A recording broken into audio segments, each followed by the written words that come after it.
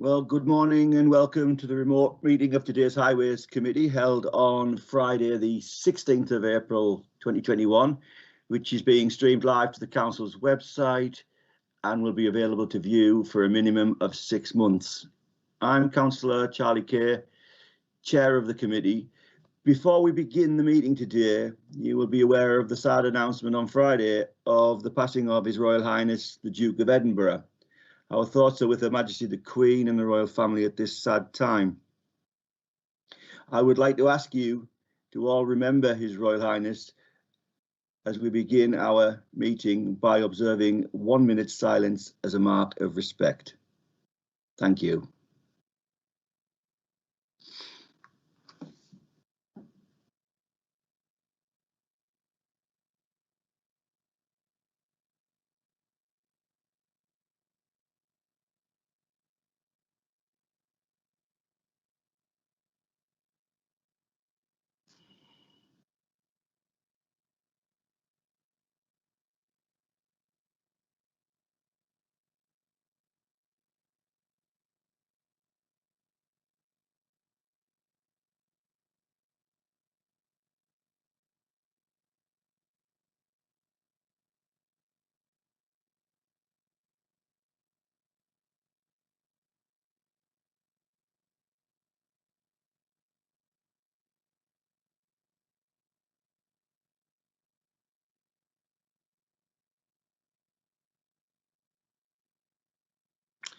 Thank you all very much.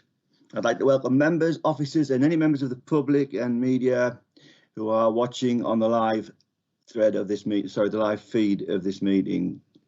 The officers supporting today are Mike Ogden, who is our Access and Rights of Way team leader. I'll be reading these out from the paper because some of you have long titles. I hope that's okay.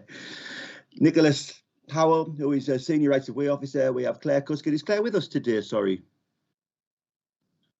Chair, no, Chair, we have today Neil Castle, Legal Services. I'm right. Okay. In her place. Thank you, Neil. We have Jill Eaton, who is a Senior Community Services Officer, who will oversee the operational side of today's meeting. And lastly, but Joanne Marsh, who is the Community Services Officer, who will be taking the minutes of today's meeting. Bear with me.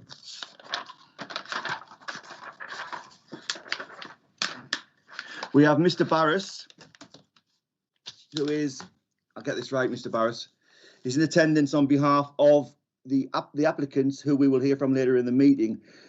We're all aware of the House meeting rules for the meeting, but just as a reminder for those participating, please remember to have your microphones on mute unless you are requested to speak by the chair. Committee members use the chat function on the right-hand side. Request to speak. Remember, everyone in the meeting can see what you type in the chat function. When invited to speak by myself, please remember to unmute your mic. If you are having issues with connectivity, try switching off your laptop and rebooting it.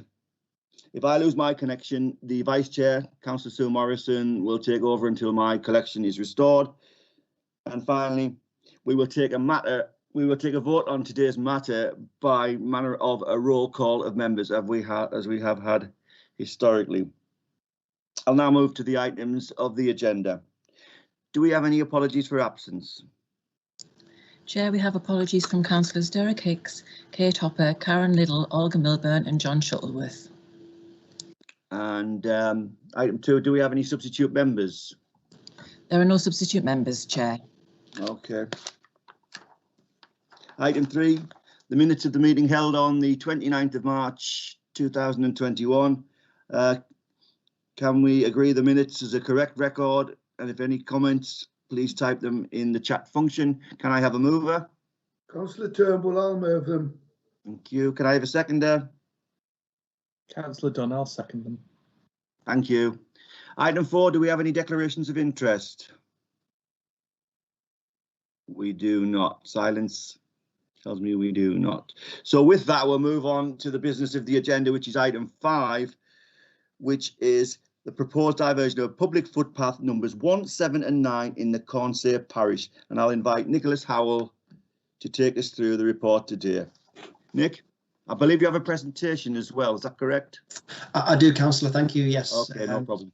Thank you, Chair. Good morning, everyone. My name is Nick Howell and I'm the Council's Senior Rights Officer. I'm going to try and start my presentation and hopefully you'll all be able to see it.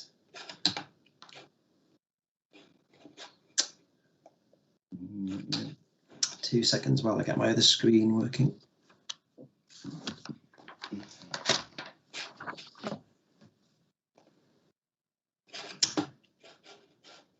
And let me just minimize that. Can we all see the slide? We can, yes, yes. Excellent, that's a good start. So for the Council's consideration today is a proposal to divert parts of footpaths 1, 7 and 9 Cornsay Parish under section 119 of the Highways Act 1980. Footpath 1, 7 and 9 are located at Cornsay House Farm, Cornsay Colliery, and it is the owners of the farm who applied to divert these paths. Their agent, Mr. Barris, is here to represent them today. As we're unable to take a site visit to explore and examine the paths, these proposals, I've hopefully brought these footpaths to you by way of the presentation and by the way of annotated photographs showing both the existing and proposed routes. So hopefully you get a flavour of what's there on the ground. So just so if anyone's not quite familiar, we have Cornsay Colliery, so it's west of Durham City, south of Lanchester. And is an extract from the Ordnance Survey map showing the area. So you've got Cornsay House Farm, which is more or less circled, squared. Cornsay Colliery to one side, Cornsay Village further to the west, Clickerman Farm. Can I just put my excuse me, I might put my laser pointer on, you might get a better. There we go. So Clickerman Farm to the north, the nearest farm. Minor roads north and south, so Stedman's Lane being the nearest one round the south side of Cornsay House Farm. Go back to my notes.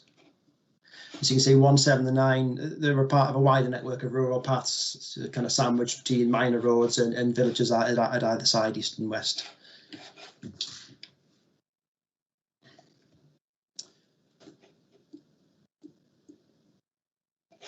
And just so you get a better idea of the lay of the land around Cornsay House Farm, I've got an aerial photograph showing the kind of the farm and the paths which lead in. So Stedman's Lane being just out of shot at the bottom corner. See footpath 1 running along the south side of the farm, footpath 7 cutting down to the north of the farm buildings, footpath 9 coming in to this point there. So you have the main dwelling house, you have the garden to the west. You have the gravel drive, gravel yard to the front of the dwelling house. We have a pair of cottages highlighted here, and then we have the main farmyard with farm buildings surrounding this area here, with the farm swathe coming in off the main access, this area there.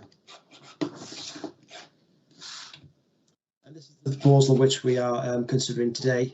It's a copy of the order plan. It's also document C in your papers. The applicant feels that existing footpaths will cause safety and security issues to their holding, and the proposed alternative routes for the benefit and offer proposed alternative routes for the benefit of the public. The statement of the applicant's reasons is at document B in your papers. This is obviously document C. Consultation with user groups, the local members, the parish council attracted an objection from the British Horse Society.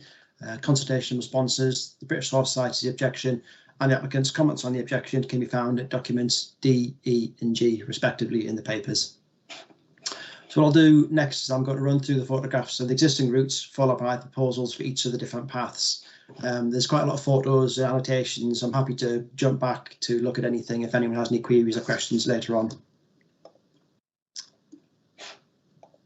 So first of all, footpath 1.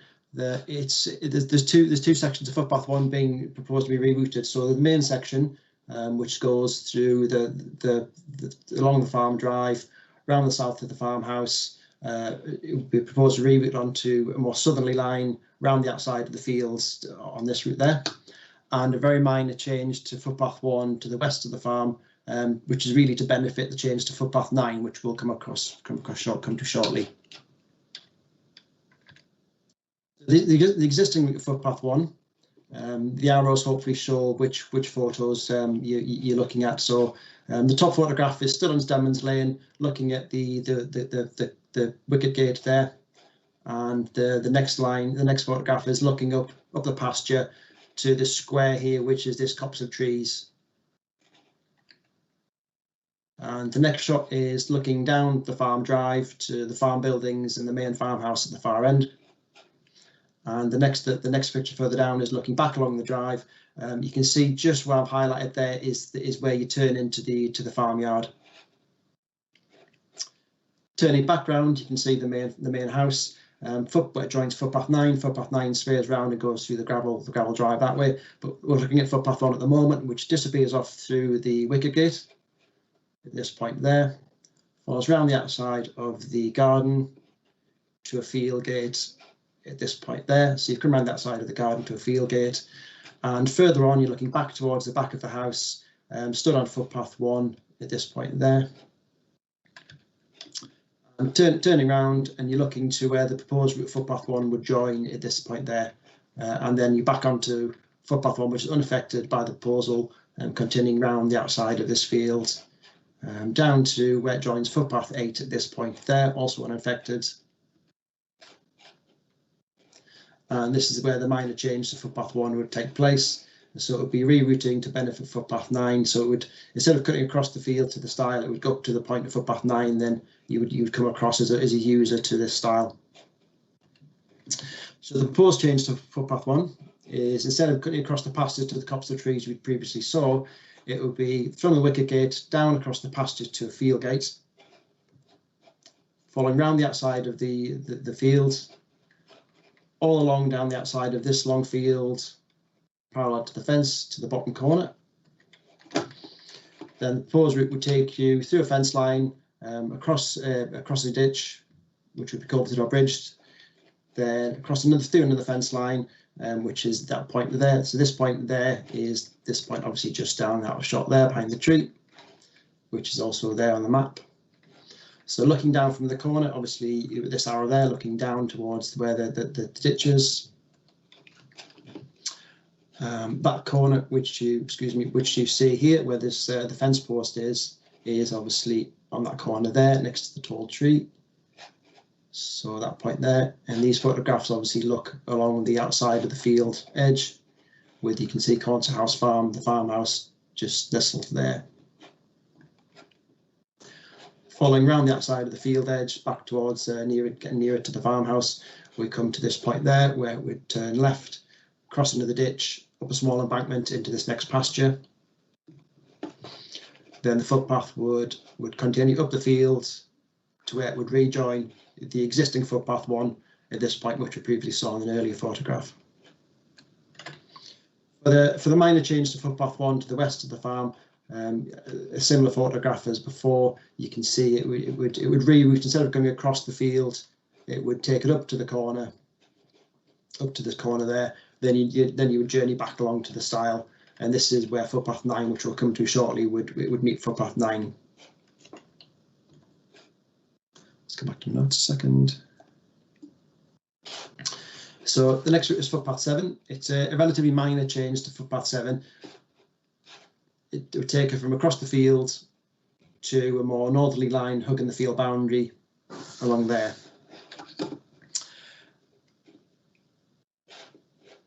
As the proposal will remove also footpath 9, which we will come to, when considering the change to footpath 7, we should also consider how you get there, which is basically footpath 3. So what I'm going to do is also show some photographs of footpath 3, which lead on to footpath 7. So if you bear with me, there's a few more slides of various styles and things, but you'll hopefully get the gist of what I'm trying to illustrate. So back towards Stedman's Lane. So footpath 3 follows up through the pasture to a stile, then over another stile up to a third stile, which is this stile there. Then over a fourth stile into this pasture. Then you climb up through a horse paddock up to this point. Up through a gate, climb again up to where you join footpath 7. So from footpath 7 on neighbouring farmland, you go through a field gate and you drop down to the stubble stile where you enter the applicant's land. And so the existing route, you continue down the pasture to following the fence line, then you drop down to a stile at this point there, and then you continue dropping down to a stone stile at the back of the dwelling house and near the farmyard at this point there. We can see footpath 9, which we'll come to next, would come through the yard and into this point where it would join footpath 7. So you can see that where it connects in this area here on the map. So the proposed route, like I say, it is a minor change to footpath 7. It's simply rerouted from going over the 2 stiles at this point to along the field top. So it'll be a field gate, this existing field gate at this location here, and it would continue along the field edge into the corner of the field and exits to join the footpath 9 at this area here. And finally, so we'll look at proposed change to footpath 9, which it will take it from, it moves the direct link running from running north-south more or less through the back of the dwelling house, connecting to footpath 1.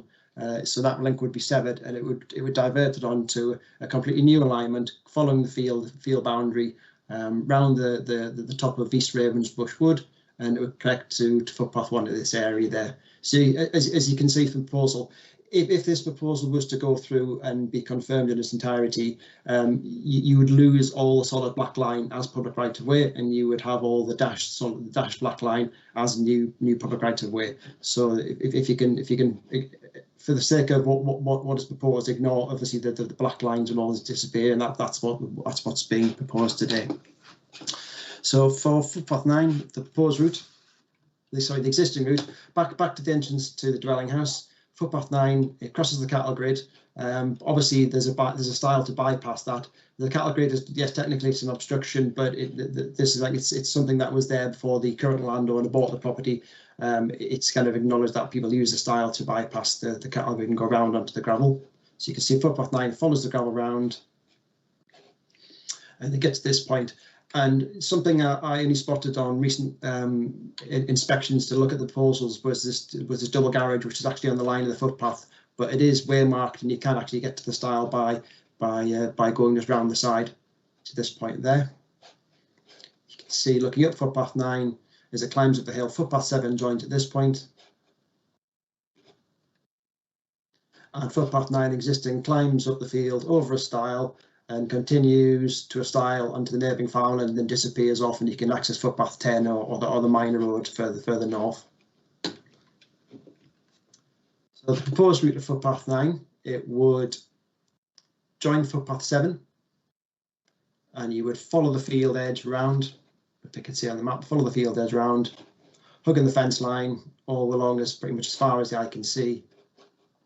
Follow the fence line to a wall, around the wall. You can see the wall there, dog legs round, and then you follow the wall continuing all along until you reach footpath, the minor change to footpath 1 at this fence line.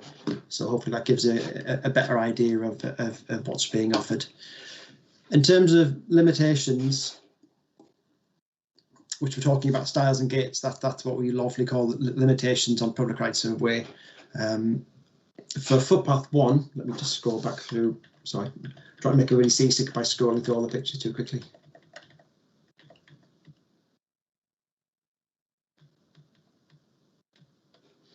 So in terms of limitations, footpath 1, it would increase the number of gates from public users from 3 to 5, and obviously require 2 ditch crossings and perhaps a number of steps to enable users to access the small bank there. In terms of footpath 7, there would be, you'd lose 2 gates, but you would obviously and gain 2. So you'd lose 2 stiles and you'd gain 2 gates as limitations. And footpath 9, you would lose 3 stiles and gain 1 gate. But if you remember the public who wanted to walk from Stedman's Lane to onto footpath 9, then onwards to footpath 10, which is just that shot up there on the map, you would have to use considerable more stiles and gates to get where you're going. So the number of limitations would, like you said, be reduced on 9, but you would, let me find the numbers. So if you're using footpaths 1 and 9 around the south side of the farm and then the west of the farm, the number of styles would decrease from 3 to 1, but the number of gates would increase from 3 to 7, as well as 2 disc crossings and some steps. Whereas using a combination of footpath 3 towards Clickerman Farm at the top and number 7, the number of styles would increase from 3 to 6 and the gates from 3 to 5.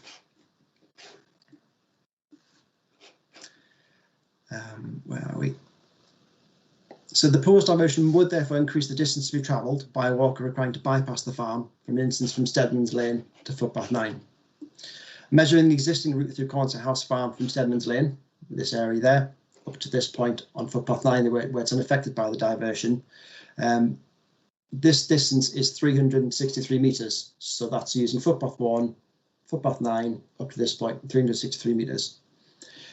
Using Footpath 3 to this point, then 7 to this point, using the proposed route, that would be a distance of 890 metres. And whereas using Footpath 1, proposed Footpath 1 and proposed Footpath 9 round the outside to the west of the farm, that would be a distance of 1,528 metres. So that's an increase of 254 metres and 892 metres respectively. So a pedestrian would therefore be required to walk a third more distance on both routes and double the distance if using Footpath 1 and 9 round the west of the farm. As a result, access to Footpath 10, which is just to the north there, would be made more difficult and longer. Also, the diversion via Footpath 3 and Footpath 7, going towards Clickerman Farm on Clickerman Hill, using Footpath 3, there is additional hill climbing before elevation is lost before you climb again on Footpath 9. So as you can see, the proposed routes would be excessively longer, circuitous, unnatural detours, introduce further limitations, and involve additional elevation gain for the members of the public. So that's all the pictures and maps I'll be able to show. I shall hand over to Neil Carter, who will explain the legal framework. Thank you, Nick. Yeah, so members will see that the legal framework is set out in some detail in paragraphs 17 through to 23, and then paragraphs 27 to 29 of the report, and in document F. So I'm just going to summarise the two main legal tests. So in order for an order to be made under section 119, members would need to be satisfied of the following. Firstly, that it's expedient in the interest of the owner, lessee or occupier of the land, or in the interests of the public. So that's the first test. Secondly, that the footpaths as diverted would be substantially as convenient to the public as the existing, and it's expedient having regard to the effect of the diversion on the public enjoyment of the path as a whole, and on land crossed by the existing path or to be crossed by the new path.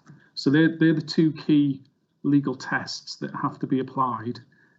Now, in applying those tests, members are also under a duty to have regard to the needs of agriculture, forestry, and the desirability of conserving flora, fauna, and geological and physiographical features. So that's the summary of the legal tests that have to be applied in this particular case. Thank you.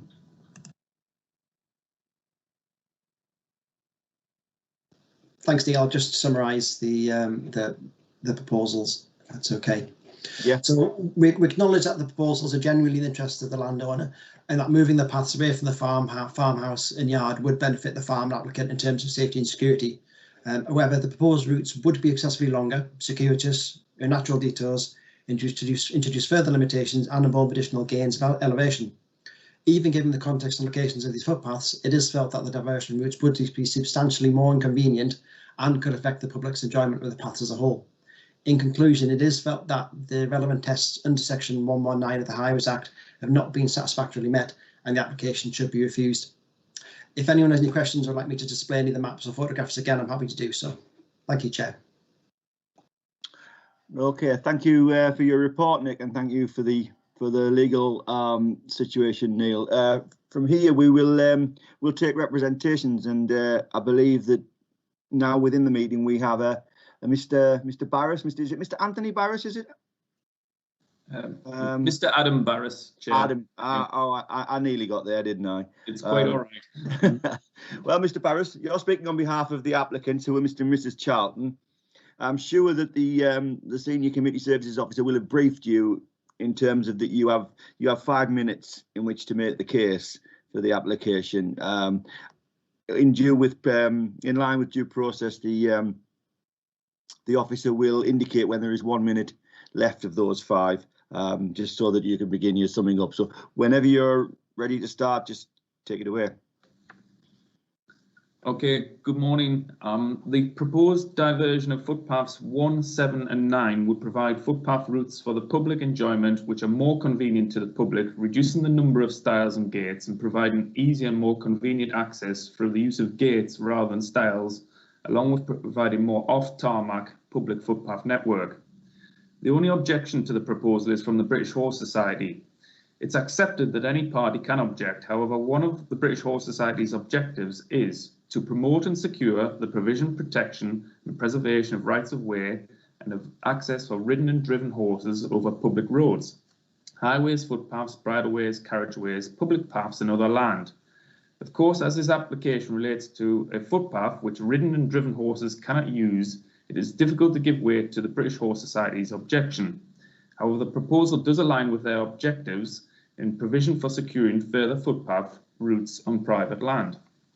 No footpath route is to be completely lost, purely diverted to assist with security, mitigating conflicts with footpath users when traffic is accessing the farm and the free dwellings, particularly along the farm access road, footpath number 1, and farmyard area, mitigating health and safety concerns for the operation of the farm when in excess of 100 walkers at a time are conflicting with farm access road and farmyard area, particularly on footpaths 1 and 9. No other objections have been made, and it's worth noting that the Ramblers Association did not make any objection, whose members would be the prolific user of the network. Comment is made by the officer in his report that footpath 9 runs through the yard serving the farmhouse and not the working farmyard.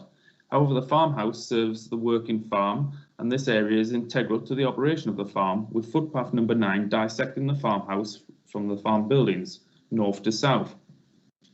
The diversion of moving footpath number 9 to the new proposed location would reduce the need for the public to climb a very steep hill from 205 metres to 230 metres above sea level, a 25-metre rise currently, to the east of Ravensbush Wood, and make the path far more pleasurable to the general public, especially with the proposed revised route using footpath number 1 to the west of Ravensbush Wood, which is less of an incline, rising from 212 metres to 230 metres above sea level, an 18-metre rise proposed.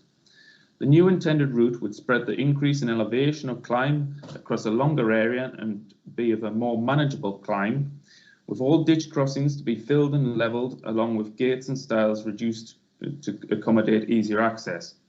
The diversion of footpath number 9 from its current location for the main farmhouse yard to the proposed location would relieve a lot of anxiety for footpath users, as they would not come in close proximity to the main farmhouse and cottages, where most footpath users are very hesitant to use due to this. This is prevalent by the amount of footpath users that ask the applicant and occupiers of the dwellings if it's okay for them to use the footpath. The proposal would then make the use of these footpaths more enjoyable and relaxing for the general public. The diversion of footpath number 1 would reduce the potential interaction with footpath users on 8 separate points where field gates and yard gates are positioned, where heavy farm traffic flows through various gates to fields located along footpath number 1, which is principally the main vehicular access route to the farm. When the footpath officer visited the site, it was the winter months, which is the quietest time of year for footpath users and also agricultural activity, particularly away from the farmyard. The diversion proposed is accepted to be longer routes, but follows natural boundaries as can be seen by the proposed order plan, document C, and is considered to provide better public enjoyment, with the user not being adversely affected, as it provides the users increased access to the countryside as a means of pleasure and exercise for the public, and by making these paths longer gives the public more access to more paths over a greater area, enhancing this while mitigating potential conflicts with the farm operation, which has adversely affected the public enjoyment of the network around Cornsey House Farm. You have a minute remaining.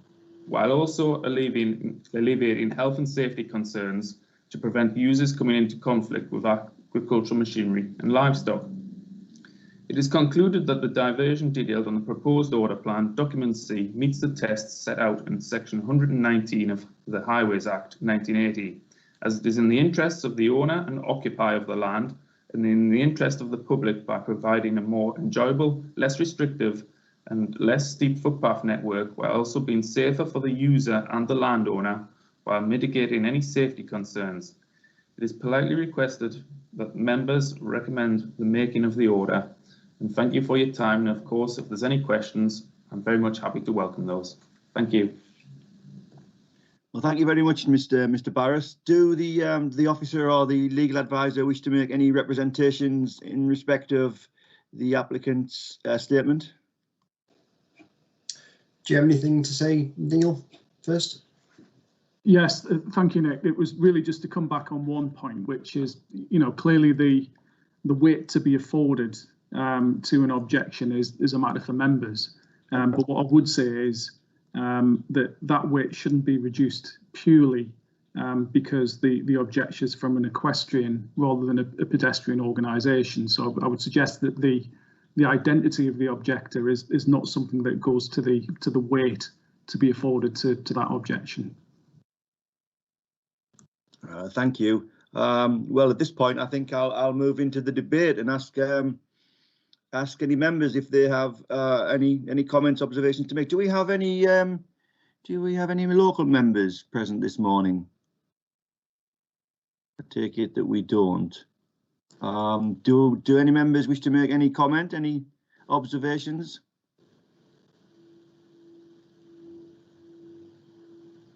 I take it that we don't. So therefore, we'll move to the motion. Wait a minute.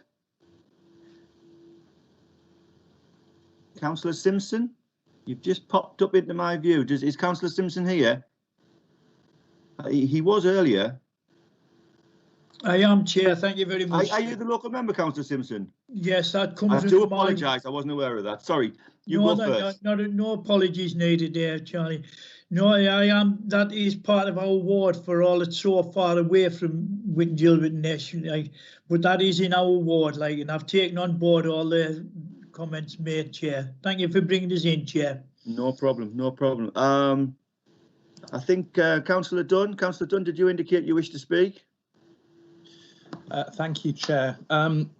This is an unusual one. Usually we'd have a site visit and we'd see just what an impact the public footpaths have on the farm premises. And we're used to seeing farms that have grown for business reasons, and the historic public rights of way have had a severe impact on them.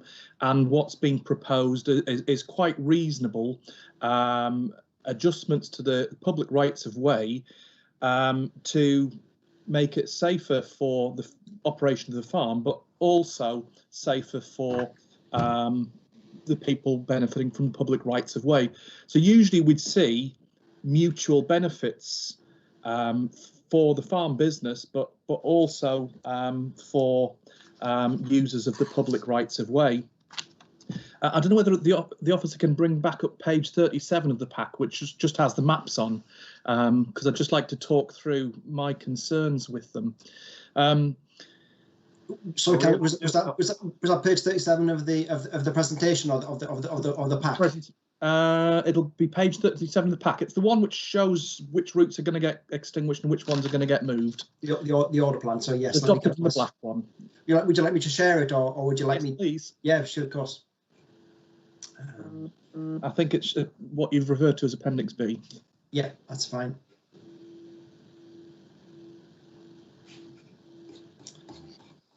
Find it in the. So that one will do. Yeah. Yep. So just at the bottom of the screen there, you can see that footpath 1 going across the middle of the screen from side to side, the existing black line, the proposed diversion of that is huge in a south westerly, then a westerly, and then a northern route. And as was mentioned by the officer with the distances, I think that diversion is excessive. The existing footpath 1, which goes from the right-hand side of the screen where the black line is, by the black line to the south of the farm, and then when you get to the middle of the screen, sort of continuing in a northeasterly direction, I don't really see any difficulties with that and the operation of the farm. Footpath 7, the diversion which is proposed to the top route by the dotted line towards the top of the screen, I think that rather than going diagonally through the farm is a reasonable suggestion, and indeed the continuation of that to meet up with footpath 1 where the triangle is at the left-hand side of the page. I think that would be a reasonable addition to the footpath network. So I think that one could benefit both the farm and the public rights of way. But my real difficulty is with footpath 9, which goes straight through the farm from north to south. In the middle of the screen, it's the black line going downwards. And I can understand that this has the most severe impact on the farm, but I think that more creativity could have been used in a diversion of that route so that it didn't impact on the farm so much, but still provided a decent right of way for walkers and riders. So I would have thought that footpath 9 could have been diverted towards, in a southwesterly direction, away from the farm towards East Ravensbush Wood, and linking up with footpath 1 there. But so on the whole, I'm afraid I'm supportive of the recommendation that we don't agree to this diversion as it stands. I think it's a stretch too far in favour of the business and a stretch too far against the interests of people walking and riding, and that whilst I think some changes may be appropriate, I just think that these ones just go too far, I'm afraid. So I would move rejection, Chair. Okay, thank you very much for that, Councillor Dunn. Do any other members wish to make comment? Well, if not, let's be clear. We have a mover to support the officer's recommendation to refuse the application per se. Do we have a seconder for that motion? We do. Councillor Morrison has seconded the motion. Therefore, I'll move to a vote, which will be a roll call of members. The legal advisor will conduct the vote, a roll call of members present. So, Neil, are you to take this, or is Jill? Yes, I'll do this, Chair. Okay, thank you. So this is a vote on the motion to refuse the application in accordance with the officer's recommendation. I'll come to each member in turn and ask if you're for or against that. Equally, if you wish to abstain, if you could just let me know at the relevant time. So I'll start with Councillor Bell. Are you for or against? For. Thank you. Next, Councillor Considine. For. Thank you. Next, Councillor Dunn. For the officer's recommendation. Thank you. Councillor Morrison. For. Thank you. Councillor Simpson. For. Thank you. And finally, Councillor Turnbull. I'll abstain. Okay. So, Chair, that is 5 votes in favour of the application. In favour of the motion and 1 abstention. Thank you for that. Well, clearly we have a decision, which is to support the officer's recommendation to refuse the application by 5 votes, none against and 1 abstention. Item 6 of the agenda is to consider any other business. I have not been informed of any other business which is of sufficient urgency to be considered this morning.